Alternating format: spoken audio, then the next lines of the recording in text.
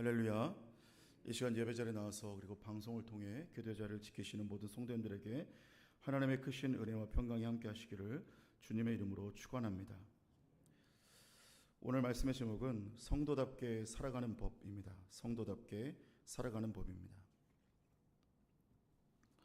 오늘 본문을 보면 애가를 지었다 이렇게 말을 하고 있습니다. 우리가 애가라 하면은 우리가 노래에 대해서 얘기를 하는 것이죠. 애가라면 그 뜻은 슬픈 노래라는 뜻이 되겠습니다. 슬픔이 담겨있는 정서를 뜻하고 있는 것이죠. 에스겔 19장에 보면은 남유다를 향한 슬픔에 대한 애가를 부르고 있는 그 모습을 볼 수 있게 됩니다.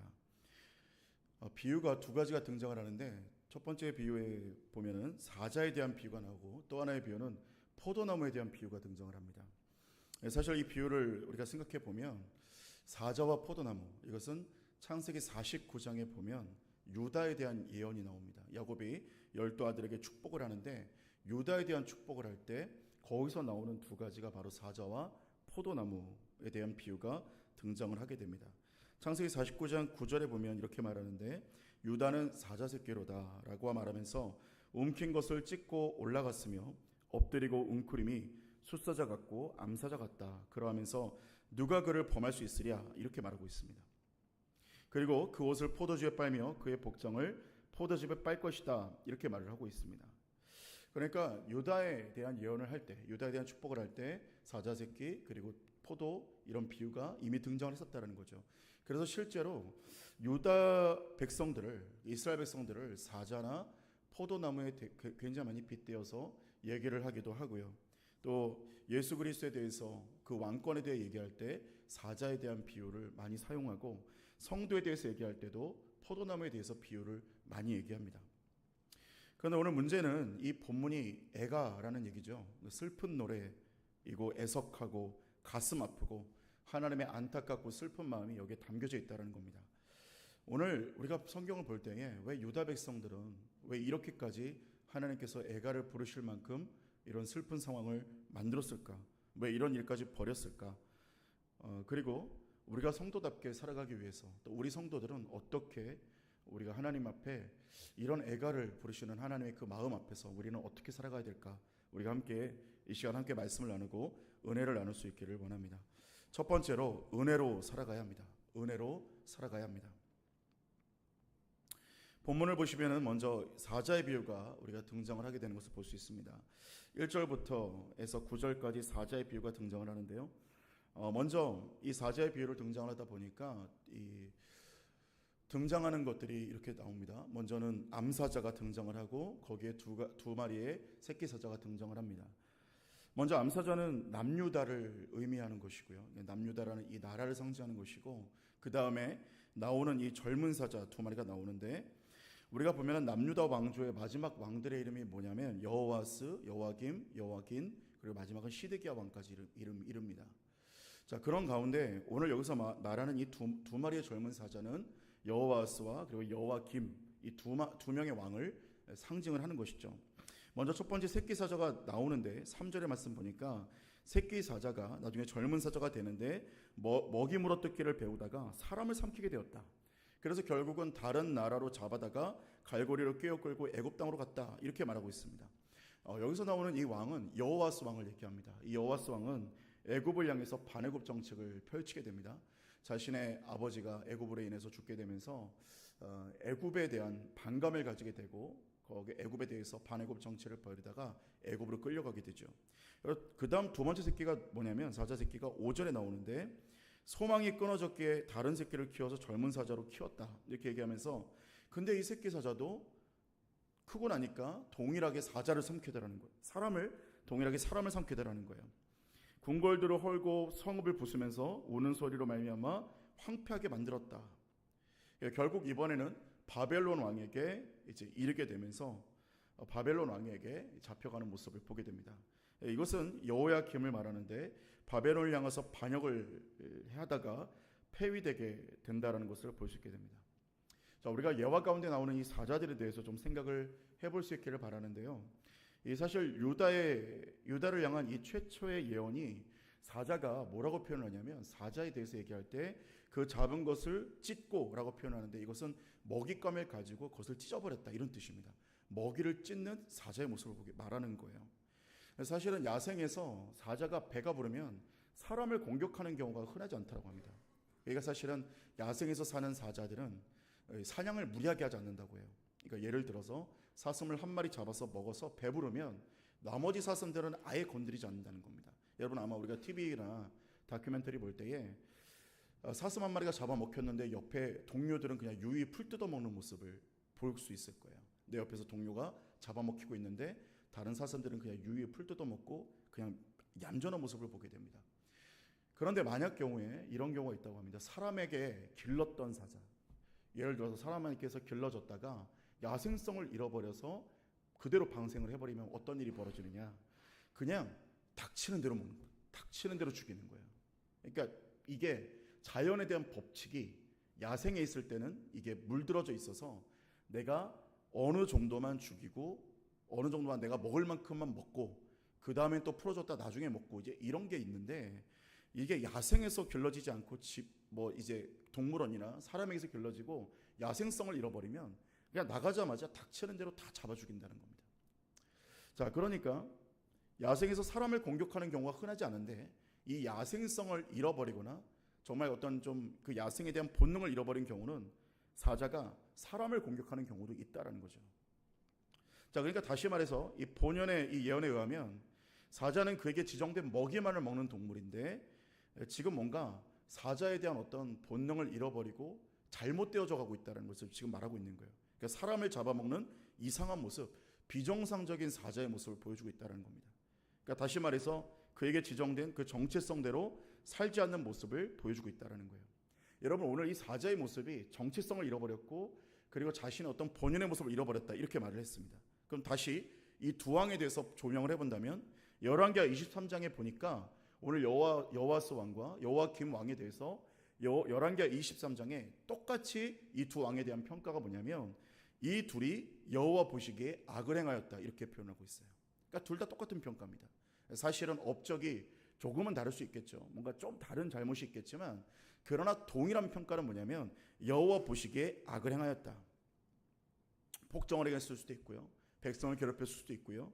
우상을 섬겼든지 하나님을 잊어버렸든지 여러 가지가 있을 수 있겠죠. 근데 여러분 성경에 보면은 선한 왕과 악한 왕을 규정하는 건 한 가지밖에 없습니다. 여러분 우리가 왕에 대해서 남유다 왕이나 북이스라엘 왕에 대해서 여러 가지로 우리가 보지만 사실은 남유다 왕 중에 이 왕은 뭘 했고 북이스라엘 왕의 업적은 이거고 남유다 왕 가운데 업적은 이거고 뭐 과실이 이거고 우리가 이렇게 말하지 않습니다. 뭘로만 보느냐? 성경에 보면 그 왕이 다윗의 길로 행했느냐 아니면 그 다른 길로 행했느냐 이것만 봐요. 선한 왕이냐 악한 왕이냐는 하나님을 제대로 섬겼느냐 하나님을 버렸느냐 이걸로만 규정을 한다는 거예요. 여러분 우리 성도들을 볼 때도 마찬가지일 것 같습니다. 하나님이 보실 때 성도의 삶을 바라볼 때 우리가 성도의 삶을 바라볼 때 뭘 했느냐, 직업이 무엇이냐, 돈을 얼마나 벌었느냐, 어떤 업적을 했느냐, 과는 어떻고 실은 어떻고 뭘 잘했고 못했고 이거에 대해서 얘기를 하는 것이 아니라 하나님이 보실 땐 단 한 가지라는 거예요. 하나님을 신실하게 섬겼는가 아니면 하나님을 버렸는가 이것만을 바라본다라는 거죠. 이사야 43장 21절에 또 보니까 우리의 정체성을 어떻게 표현하냐면 이 백성은 내가 나를 위해 지었나니 내 찬송을 부르게 하려 함이라 이렇게 말합니다. 그러니까 우리의 정체성은 무엇이냐면 하나님 찬송하기 위해서 태어난 존재들이라는 거예요. 여러분 우리는 우리를 찬송하려고 우리의 영광을 위해서 태어난 게 아니라 하나님의 영광을 위해 지어진 존재라는 사실입니다. 웨스트민스터 교리에도 뭐라고 말하냐면 웨스트민스터 1조 1항에도 사람이 가장 영화롭게 되는 것은 무엇이냐, 하나님을 기뻐하고 영원토록 즐거워하는 것이 사람의 가장 본분되는 일이다라고 말하고 있습니다. 요한복음 15장에도 뭐라고 말하냐면 나는 포도나무에 너희는 가지니 나를 떠나서는 과실을 맺을 수 없다 이렇게 말하고 시편 1편에도 신학가에 심은 나무가 마르지 아니한 같이 여호와의 율법을 즐거워하라 이렇게 말씀을 하고 있습니다. 여러분 오늘 우리가 성도답게 살아갈 수 있는 방법은 무엇이겠습니까? 하나님을 사랑하고 하나님의 영광만을 위해 살아가는 것이 성도의 삶인 줄로 믿습니다. 그러면 어떻게 그 영광대로 살아갈 수 있겠습니까? 복음성가의 가사 중에 은혜 아니면이라는 찬양이 있는데 가사가 이러합니다. 은혜 아니면 나 서지 못하네. 십자가의 그 사랑, 그 능력 아니면 나 서지 못하네. 은혜 아니면 나 서지 못하네. 놀라운 사랑, 그 은혜 아니면 나 서지 못하네 라고 찬양을 하고 있어요. 여러분, 다시 말해서 은혜가 아니면 마치 사자가 사람을 잡아먹는 것 같은 기괴한 일을 성도도 하게 된다라는 거예요. 성도도 은혜가 아니면 그 사자의 야생성을 잃어버린 사자처럼 성도도 은혜를 잃어버리면 성도답게 살지 못하는 기괴한 일을 하게 된다라는 거예요. 성도인데도 불구하고 하나님을 떠나고 하나님의 은혜 없이 또 잘 살아가는 것 같이 보이고 하나님보다 다른 영광 위에 살아가는 그런 모습으로 나아가게 된다라는 거예요. 사랑하는 여러분, 오늘 이 한날 가운데 우리가 어떻게 성도답게 살아갈 수 있겠습니까? 오직 하나님의 은혜가 우리 가운데 있을 때 성도답게 살아갈 수 있는 줄로 믿습니다. 그렇기 때문에 오늘 이 한날 가운데 우리에게 이러한 고백이 있기를 원하는 것은, 오늘 내가 십자가 바라볼 때 오늘 내 안에 감격이 있기를 원하고, 내가 오늘 찬송 한 절을 할지라도 오늘 이 찬송이 정말 나의 간증이 되기를 원하고요. 오늘 이 말씀이 그냥 오고 가는 로고스와 같은 그냥 객관적인 말씀이 아니라 오늘 내 삶을 부딪히는 주관적인 말씀 되기를 원합니다. 오늘 하나님의 은혜가 다른 사람에게만 임하고 오늘 하나님의 구원이 다른 사람에게 임하는 그런 은혜와 구원이 아니라 오늘 나를 감동시키는 은혜와 구원 되기를 원합니다. 오늘 그러한 고백이 필요하다는 거죠. 여러분, 그렇지 않습니까? 성도가 살아가는 방법은 내 힘으로 사는 게 아니라 하나님의 은혜가 아니면, 죄송하지만 우리가 세상 사람과 다를 게 뭐가 있겠습니까? 오히려 세상 사람에게도 비탄받는 게 은혜 잃어버린 성도의 모습 아니겠습니까? 그런데 성도가 성도답게 살아가는 한 가지 방법, 오늘도 하나님의 은혜가 임하면, 하늘의 은혜가 임하고 하나님의 역사와 은혜와 감동이 임하면 오늘도 성도답게 살아가는 길이 열리게 될 줄로 믿습니다. 오늘도 하나님의 은혜가 아니면, 나의 나된 것, 하나님의 은혜 아니면 절대로 설 수 없습니다라고 고백하는 저와 여러분 되기를 주님의 이름으로 축원합니다. 두 번째로는 올바른 것에 집중하며 살아가야 합니다. 올바른 것에 집중하며 살아가야 합니다. 사자의 비유가 등장을 하면서 오늘 또 한 가지 비유에는 포도나무 비유가 등장을 합니다. 오늘 10절에 보니까 물가에 심겨진 포도나무가 등장을 하게 되는데요. 그런데 이 가지들이 보니까 가지들이 강해서 권세 잡은 자의 규가 될 만했다라고 얘기를 하고 있습니다. 근데 하나의 이 키가, 근데 그 중에서 하나의 키가 굵은 가지 가운데서도 높고 많은 가지 가운데서 뛰어나 보이다가 분노 중에 던져서 땅에 던짐을 당하게 되었다, 이렇게 얘기를 하고 있어요. 여러분, 사실 포도나무는 말씀을 드렸었지만 포도나무한테 기대하는 것은 열매와 포도주입니다. 열매와 포도주를 내면서 포도나무는 살아갑니다. 사실 포도나무에게 기대하는 바가 맛있는 열매와 포도주와 같은 것들이지 아마 거기서 가지에 집중하며 살아가진 않을 거예요. 이스라엘 백성들은 거기에서 포도나무와 포도주를 얻었지 그 가지에다가 어떤 뭔가 기대를 하고 가구를 만들다든지 그런 것을 하지 않았다는 거예요. 근데 문제는 오늘 보니까 한 가지가 높고 뛰어나 보였는데 다른 것들에 비해서 굉장히 높게 드러났다는 거예요.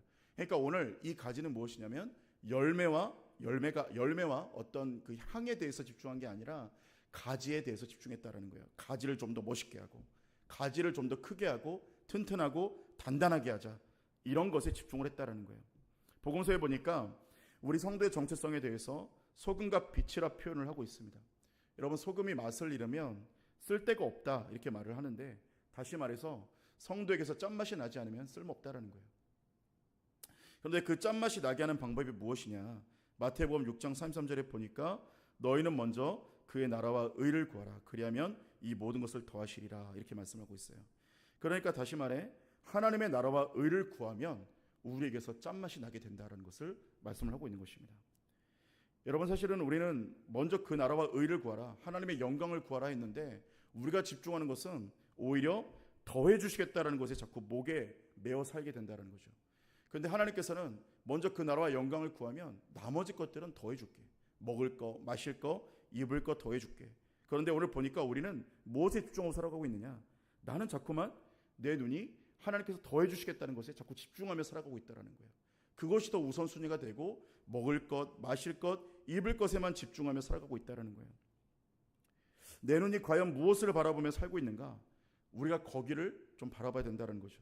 사도 바울은 지금까지 가졌던 모든 것은 배설물처럼 여겨버리고 내 앞에 오직 표대를 바라보고 예수 그리스도 십자가만 바라보고 달려가겠다, 하나님의 영광만을 위해 살겠다, 이렇게 말했는데 오히려 지금 현재의 성도들의 삶 가운데 대부분의 경우, 저와 여러분의 대부분의 경우가 배설물과 같이 여겼던 것들을 잡으려고 살아가는 경우가 너무 많다라는 겁니다. 그런데 여러분, 오직 하나님의 영광에 집중되는 삶, 이 삶만이 성도의 삶인 줄로 믿습니다. 배설물에 집중하는 것이 아니라, 하나님께서 더해 주시겠다는 것에 집중하는 것이 아니라 오직 하나님의 영광에 집중하는 인생입니다. 그러니까 가지를 자꾸 키워서 내가 뭔가 세상적인 것을 좀 더 크게 하고, 뭔가 세상적으로 뭔가 더 잘되게 하려고 하고, 내가 세상적인 것에 뭔가 집중하면서 무언가 스펙을 더 쌓으려고 하지만, 그러나 성도의 가장 중요한 것은 무엇이냐면 하나님의 영광을 구하고 하나님과의 영적인 관계가 세워질 때에 하나님께서 정말 성도에게 원하였던 열매와 포도주의 향기와 같은 그러한 것들이 나오게 된다는 거예요. 사랑하는 여러분, 오늘 우리의 삶이 세상의 것에 집중되는 것이 아니라 하나님의 영광에 집중되는 인생이 되기를 주님의 이름으로 축원합니다. 오늘 여호와스 왕과 여호와긴과 같은 왕들, 그리고 유다의 문제가 무엇이었습니까? 하나님의 영광이 아니라 다른 것에 집중했다라는 거예요. 내가 좀 더 잘 사는 것, 내가 좀 더 잘 먹고, 내가 좀 더 누리는 것, 이 땅 가운데서 내가 좀 더 영광 가운데 사는 것, 이것만을 바라봤다라는 것이죠. 여러분, 그러나 그렇게 살아가게 되면은 성도의 삶에 초점에 맞춰지지 못하게 된다는 것입니다. 여러분, 오늘도 하나님의 영광에 초점을 맞추어 살아가며 성도의 삶답게 살아가는 저와 여러분 되기를 주의 이름으로 축원합니다. 마지막 세 번째로는 주님의 사랑을 기억하며 살아가야 한다는 것입니다. 주님의 사랑을 기억하며 살아가야 합니다. 그러나 여러분, 애가라는 것이 여러분 무엇이겠습니까? 슬픈 노래라는 것이죠. 여러분, 여기서 하나님의 사랑을 우리가 기억할 수 있게 되는데 왜 슬픈 노래를 보면 우리가 하나님의 사랑을 기억하게 됩니까? 왜냐하면 애정이 없으면 더 이상 슬프지 않다라는 겁니다. 애정이 없으면 더 이상 아프지 않다라는 거예요. 여러분, 부부관계 가운데서도 부부관계가 애정이 식는 단계는 더 이상 잔소리조차 하기 싫을 때, 그러니까 이제 포기하는 단계에 들어설 때라는 것이죠. 그러니까 우리가 아직도 예를 들어서 잔소리를 하고 있다는 것은 아직 애정이 있다는 증거입니다. 자녀들에게도 매를 든다든지 야단을 친다, 또 잔소리를 하는 것은 그래도 사랑하기 때문에 아직 애정이 있기 때문이라는 것이죠. 여러분, 14절에 보니까 이렇게 말하는데, 불이 그 가지 중 하나에서부터 나와 그 열매를 태우니 권세 잡은 자의 귀가 될 만한 강한 가지가 없도다라. 이것이 애가라. 후에도 애가가 되리라. 말씀을 하고 있습니다.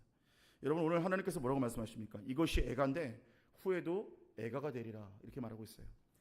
그러니까 하나님께서는 이 상황과 환경 가운데에서 너무나 가슴이 아프지만 또 한편으로는 무엇으로 말씀하십니까? 내가 너희들을 아직 사랑하기에 나의 애가가 멈추지 않는다는 거예요. 내 가슴 아픈 노래가 멈추지 않는다는 거예요. 여러분, 결국은 하나님의 포기하지 않는 끈질긴 사랑으로 예수 그리스도를 보내시고 그 사랑으로 이스라엘 백성에게 구원의 빛을 허락하여 주셨다는 것이죠. 여러분, 오늘 그 하나님의 애정하심과 그 사랑이 우리의 삶에도 있음을 기억해야 된다는 사실입니다. 복음성가 가운데 오 신실하신 주라는 찬양의 가사가 이렇게 되어 있는데요, 찬양의 가사가 이렇습니다. 오 신실하신 주, 내 너를 떠나지도 않으리라. 내 너를 버리지도 않으리라. 약속하셨던 주님, 그 약속을 지키사 이후로도 영원토록 나를 지키시리라 확신하네 라고 말씀하고 있습니다. 여러분, 탕자를 향하여 두 팔 벌리고 오매불망 매일 오전부터 나와서 기다리는 아버지의 심정처럼 하나님께서는 언제나 우리를 향해 기다리시고 우리와 함께 하시고 우리를 포기하지 않는 하나님의 사랑으로 우리를 기다리고 계시고 우리를 지키고 계시는 줄로 믿습니다. 포기하지 않으시는 하나님의 사랑, 그 사랑을 기억하고 우리도 우리의 삶을 포기하지 않고 나아가는 저와 여러분 되기를 주님의 이름으로 축원합니다. 함께 기도하겠습니다. 사랑의 하나님, 우리의 삶을 인도하시고 우리의 삶을 붙드시는 하나님의 사랑을 찬송합니다. 오늘 우리의 삶 가운데 하나님의 은혜 아니면 설 수 없음을 고백하며 또한 하나님의 도우심과 지키심이 아니면 도무지 살아갈 수 없음을 고백하는 우리 모두의 한날이 될 수 있도록 인도하여 주시옵소서. 특별히 그 무엇보다도 하나님이 우리를 포기하지 않으시고 우리와 함께 하신다는 사실을 기억하게 하여 주시옵시고 하나님의 그 사랑 앞에 나아가는 우리 한 사람 한 사람 될 수 있도록 인도하시고 역사하여 주시옵소서. 귀한 예물 드린 손길들이 있습니다. 예물 드린 손길들 위에 성령께서 한없는 은혜와 사랑으로 베풀어 주시고 하나님의 놀라운 능력과 은혜가 충만하게 더딥혀지도록 인도하여 주시옵소서. 주님께서 함께 하실 것을 믿사옵고 감사하며 예수님의 이름으로 기도합니다. 아멘.